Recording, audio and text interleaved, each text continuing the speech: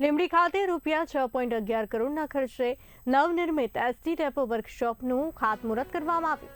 જ્યારે લીંબડી ખાતે તૈયાર થનાર આ આધુનિક ડેપો વર્કશોપ અંદાજે ₹6.11 કરોડના ખર્ચે 35,005 ચોરસ મીટર વિસ્તારમાં નિર્માણ પામશે, જેમાં 1,368 ચોરસ મીટરનું મજબૂત આરસીસી ફ્રેમ સ્ટ્રક્ચર ધરાવતું બાંધકામ કરવામાં આવશે. આ સંકુલમાં ડેપો મેનેજરની ઓફિસ, એડમિન રૂમ, ટાયર અને બેટરી રૂમ જેવી વહીવટી સવલતો ઉપરાંત બસોના મેન્ટેનન્સ માટે આધુનિક લોંગ પેટ અને યુપીટ જેવી ટેકનિકલ સુવિધાઓ પણ ઉપલબ્ધ કરાવાશે.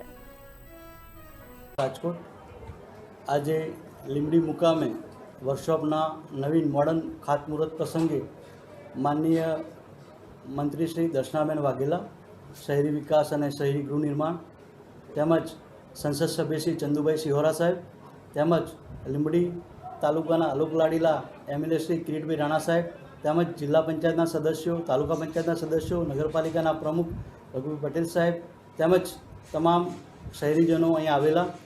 ટૂંકમાં આ સૌરાષ્ટ્રનું પ્રવેશ દ્વાર છે લીંબડી. અહીંથી તમે આગળ 100 કિલોમીટર તમારે જાઓ તો રાજકોટ આવે, આ બાજુ જાઓ તો અમદાવાદ આવે. વચ્ચે કોઈ પણ એસટીનો ડેપો વર્કશોપ નથી.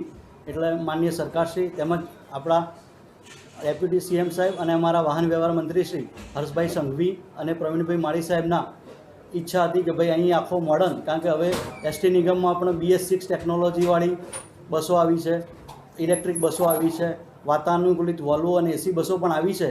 તે બસોનું વ્યવસ્થિત મેન્ટેનન્સ થાય અને પ્રજાને કોઈ તકલીફ અમદાવાદથી રાજકોટ કે આપણા જે તીર્થધામો છે, સોમનાથ છે, દ્વારકાથી તે તરફ જતાં કોઈ પણ યાત્રાળુઓને કોઈ તકલીફ ના પડે એસટીમાં મુસાફરી કરતાં, એ ધ્યાને રાખી અને 6.11 કરોડના ખર્ચે 35,500 સ્ક્વેર ચોરસ મીટર ક્ષેત્રફળના અંદર અત્યાધુનિક મોડર્ન ટેકનોલોજી યુક્ત વર્કશોપ બનાવવા માટેનું આજે ખાતમુહૂર્ત થયું છે. તે પ્રસંગે આપ સૌ